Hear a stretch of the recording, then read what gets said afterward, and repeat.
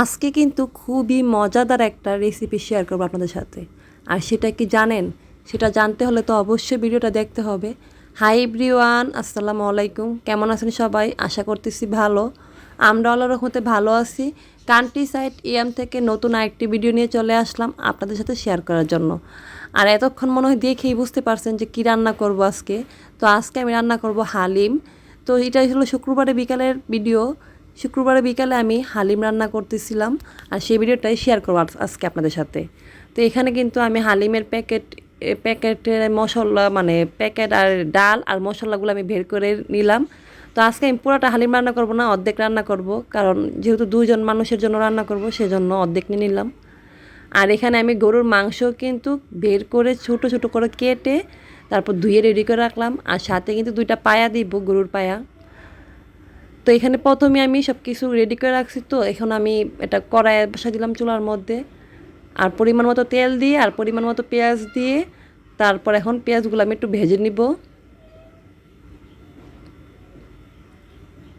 আর হালিমের ডালটা কিন্তু আমি একটা বাটির মধ্যে ভিজিয়ে রাখছি, ওই সময় বলতে ভুলে গেছিলাম, যাতে রান্না করতে তাড়াতাড়ি হয়, সেদ্ধ হয়ে যায় সেজন্য।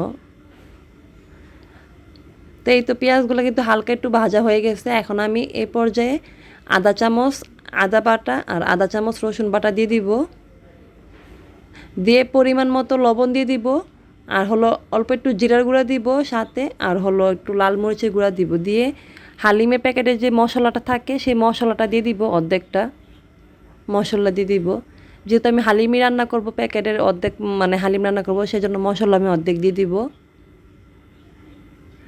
দিয়ে ভালো করে এখন আমি একটু ঝোল দিয়ে তারপর এটাকে আমি ভালো করে কষাই নেব মশলাটাকে।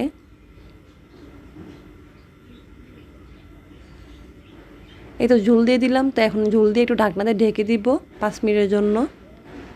তো এই তো 5 মিনিট পর কষানোটা কিন্তু হয়ে গেছে মশলাটা। এখন আমি এ পর্যায়ে মাংসগুলো দিয়ে দিব, আর মাংসগুলো কিন্তু ভালো করে কষাতে হবে, সিদ্ধ করতে হবে, কারণ যেহেতু এখানে পায়া আছে, গরুর পায়া, সেজন্য ভালো করে এটাকে সিদ্ধ করতে হবে। তো এটাকে আমি ভালো করে লাড়াচাড়া দিয়ে তারপর ঢাকনা দিয়ে ঢেকে দিব আবার 10-15 মিনিটের জন্য, যাতে ভালো করে সিদ্ধ হয়ে যায়। আর সিদ্ধ হতে কিন্তু অনেক টাইম লাগছে, যেহেতু এখানে মানে গরুর মাংস আবার গরুর পায়া ছিল, আমি অনেক টাইম নিয়ে সিদ্ধ করছি। তো এই তো আরেক পাশে আমি এখন শসা, তারপর কাঁচামরিচ, লেবু এগুলো আমি কেটে নিব। আর আরেক পাশে চুলার মধ্যে আমি যে হালিমটা তো বসাই দিলাম মাংস কষানোর জন্য। তো এইসবগুলো কাটা হয়ে গেছে। এখন আমি আরেক পাশেই তো মাংসগুলো কষাতেছি, আরেক পাশে আমি পেঁয়াজের বেরেস্তাটা করে নিব। পেঁয়াজের বেরেস্তাগুলো আমি দেখাই নাই, আর মানে মনে ছিল না ফুটেজটা নেওয়ার জন্য। তো মাংসগুলো কিন্তু ভালো করে আমি এখানে কষাই নিচ্ছি। এখন আমি এই পর্যায়ে হালিমের মিক্সচারটা দিয়ে দিব, ডালের যে মিক্সচারটা ওইটা দিয়ে দিব, দিয়ে ভালো করে লাড়াচাড়া দিয়ে তারপর এটাকে আমি অনেকক্ষণ লাগায় সিদ্ধ করে নিব, যাতে হালিমের ডালগুলো সিদ্ধ হয়। আর এখানে কিন্তু আমার মাংসগুলো সিদ্ধ হয়েছে, আর যেহেতু আমি আবার হালিমের ডালগুলো সিদ্ধ করব, তো অনেকক্ষণ তো আরও সিদ্ধ করতে হবে। তো এটা কিন্তু সিদ্ধ হয়ে যাবে, সবগুলো মাংসই সিদ্ধ হয়ে যাবে। আর কার কার হালিম পছন্দ সেটা কিন্তু কমেন্ট করে অবশ্যই জানাবেন আপনারা। আর আজকের ভিডিওটা কেমন লাগতেছে আপনাদের কাছে সেটাও কমেন্ট করে জানাবেন। যদি ভালো লাগে তাহলে অবশ্যই একটা লাইক আর একটা সাবস্ক্রাইব করে দিবেন। আর হালিমটা কিন্তু আমি বেশি ঘন করি নাই, আপনারা চাইলে ঘন করে নিতে পারেন। আমার কাছে তো একটা ঘন ভালো লাগে না, আমি জন্য একটু পাতলা করে রান্না করছি এটা।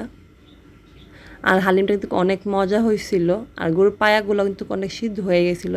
দেখেন কালারটা কিন্তু অনেক সুন্দর আসছিল, লাইটের কারণে তো বোঝা যাচ্ছিল না। তো আমি খাবারের জন্য এই যে বেড়ে নিলাম একটা বাটির মধ্যে। আর হালিমটা কিন্তু সত্যি অনেক মজা হয়েছিল। তো আজকে ভিডিওটা কেমন লাগলো অবশ্যই কিন্তু একটা লাইক আর একটা সাবস্ক্রাইব করে দিবেন, আর কেমন লাগছে ভিডিওটা সেটা কমেন্ট করে জানাবেন। তো ভালো থাকবেন সবাই। আজকে ভিডিওটা এই পর্যন্তই, আবার দেখা হবে নতুন একটি ভিডিও নিয়ে। সেই পর্যায়ে অপেক্ষা করবেন আমার জন্য। সবাই ভালো থাকবেন। আল্লাহ হাফেজ।